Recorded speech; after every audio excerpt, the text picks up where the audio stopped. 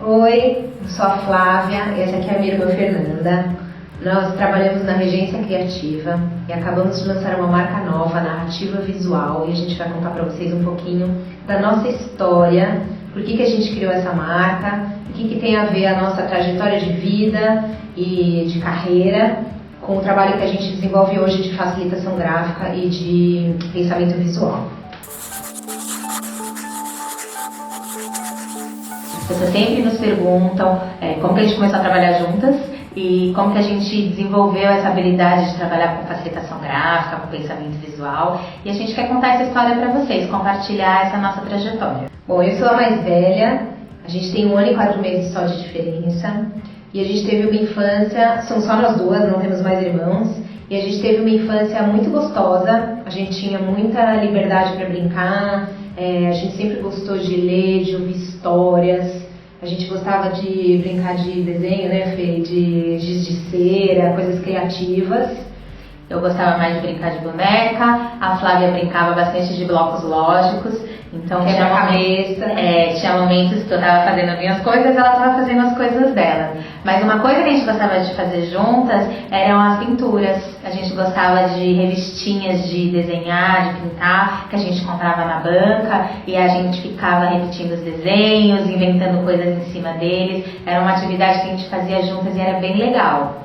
Eu lembro uma vez que eu inventei um trabalho de história, que em vez de eu escrever o texto, que foi na verdade que a professora pediu, eu fiz uma história em quadrinhos. E foi assim uma transgressão, porque eu não sabia se aquilo ia dar certo.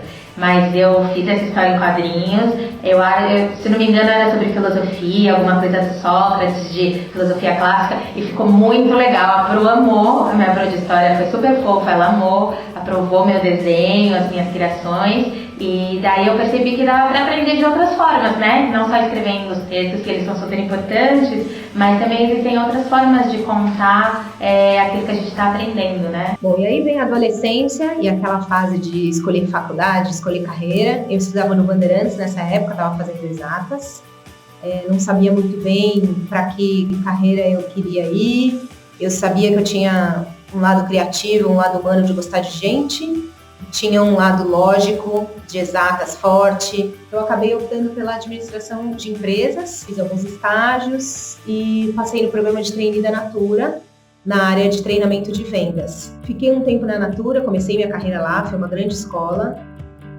Mas chegou uma hora que eu falei, putz, eu não sei se eu quero mais trabalhar em empresa grande, eu quero arriscar outras coisas, quero empreender, quero experimentar coisas novas. Até que eu fui parar no Sebrae.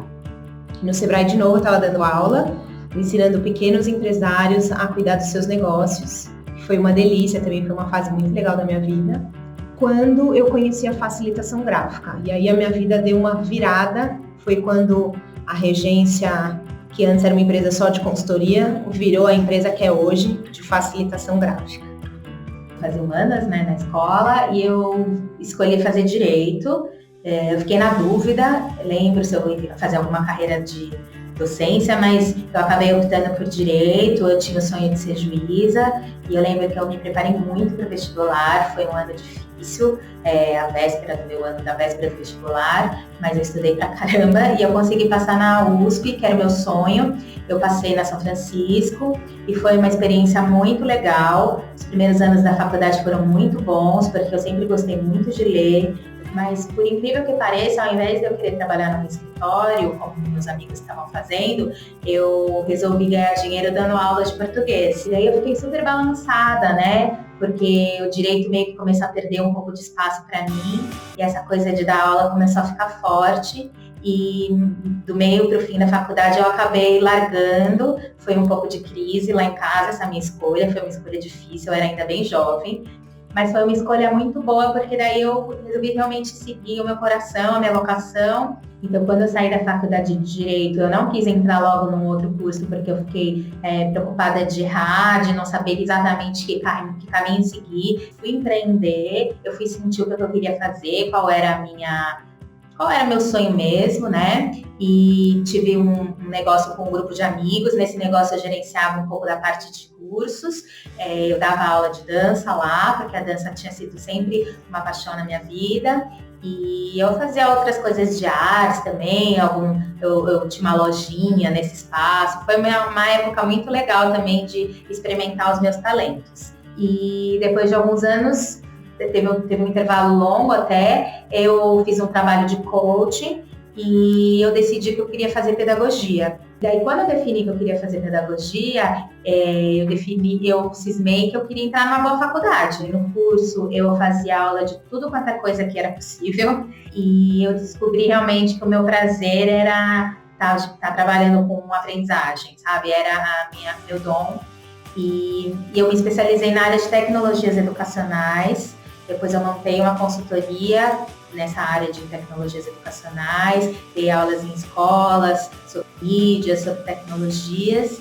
E foi nessa fase que eu estava super envolvida com tecnologias educacionais, achando que essa era meu achado, que eu me deparei com a facilitação gráfica.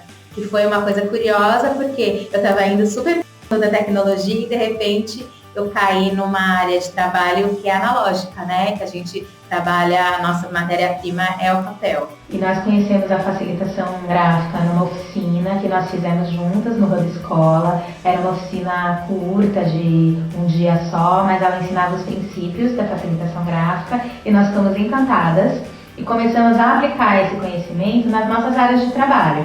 Eu na área de design instrucional e a Flávia na área de consultoria. Na verdade, em todo workshop que eu ia, curso, que a gente nunca parou de estudar, né? Todo lugar que eu ia com meu caderninho, minhas canetinhas, e todo mundo falava lá, vem a louca das canetas, porque eu começava a anotar tudo de uma maneira colorida, diferente. Foi muito legal. E aí a gente foi pegando prática, e quando a gente viu, já tinha cliente chamando para fazer projeto para eles, já tinham congressos rolando, que era pra gente fazer ao vivo, como tá aqui nesse desenho, né? Com o nosso super papel. E quando a gente viu, isso foi um boom no Brasil, foi um momento que ainda não tinha muito conhecimento do que era facilitação gráfica, a gente pegou o comecinho da onda e foi uma fase muito legal de descoberta, de experimentar, de testar, que é o que a gente mais gosta. Na verdade, uma das coisas que mais me encantou na facilitação gráfica, de trabalhar com isso, é que ela integra os dois lados do cérebro, o lado lógico e o lado criativo, de uma maneira muito poderosa e muito fluida. Foi um dos dilemas da minha vida o tempo todo, que ou eu era uma coisa ou era outra, ou eu estava no lado do business ou eu estava no lado do desenvolvimento das pessoas, e como é que eu conseguia integrar tudo isso? E quando eu descobri a facilitação gráfica, eu falei, gente, é isso que faltava, eu consigo atuar, trabalhar, pensar e me comunicar dessa maneira. E foi muito mágico, assim, e até hoje ainda é. Cada vez mais a gente vai melhorando o nosso jeito, depois de 10 anos trabalhando com isso. A gente já atendeu muitas empresas, a gente atende empresas do mercado de educação, do mercado de alimentação, grandes corporações, empresas familiares, ONGs, serviço público. Nós atendemos um público bem diverso, são várias áreas e vários estilos de empresas e de organizações, e a gente leva a nossa metodologia de trabalho para todas elas.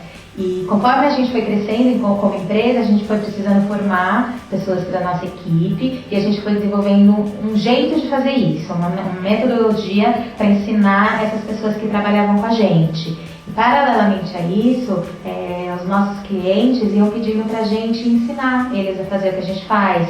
Puxa, ensina pra mim, eu queria também poder desenhar, eu queria poder registrar uma reunião menor ou poder sintetizar. E aí a gente foi percebendo que as pessoas precisavam disso pro dia a dia delas, mesmo que elas não quisessem ser facilitadoras gráficas, profissionais, que elas podiam usar isso pro seu dia a dia no trabalho, nos estudos, enfim, usar esse pensamento visual na prática.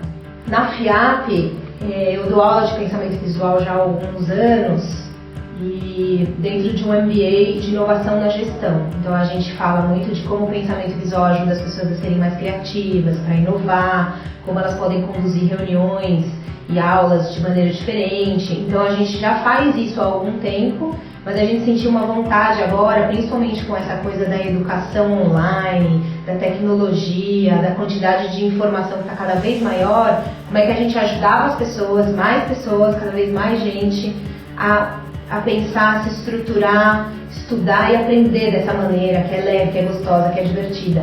E aí daí nasceu a narrativa visual, que é a nossa mais nova iniciativa, né? Como boas empreendedoras que têm paixão por ensinar, a gente está conseguindo juntar nossos talentos a serviço de algo muito lindo, muito bacana, que a gente tem muito orgulho de fazer parte dessa mais uma etapa que está começando aqui na nossa história.